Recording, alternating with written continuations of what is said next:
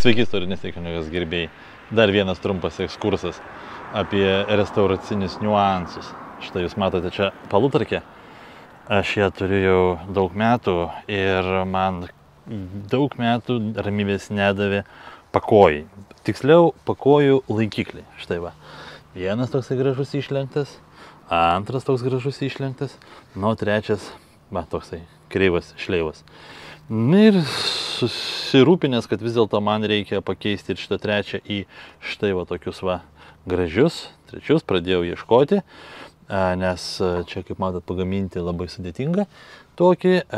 Ir besikreipdamas į specialistus, žinojau, kad jie galbūt gali vieni kiti turėti, man pasakė, kad nieko gyvui aš nebandyčiau keisti štai šito išlenkto kampuočio į štai va tokį dalyką. Ir man pasidarė keista. Kodėl? Man paaiškino, jog taip yra originalu. Taip ir turi būti. Ir visos palutarkos, kur sparnai ėjo štai va būtent kvadratiniai MM modelio.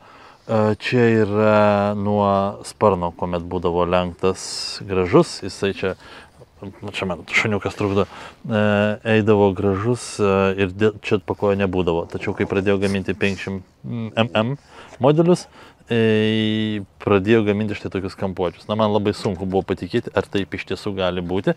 Tada aš pradėjau stebėti ir kitas palutarkės. Na ir, va, mano kieme stovi čia kita palutarkė. 2 pakojai tokie gražus, identiški. Ir trečias štai toksai.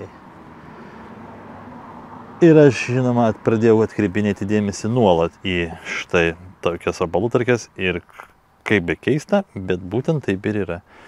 Čia yra absoliučiai originalu. Na, toks trumpas ekskursas. Matyti akivaizdų pavyzdį ant palutarkės su sparnais lenktais, juk yra 2 originalūs pakojai, o trečiojo apskritai nėra.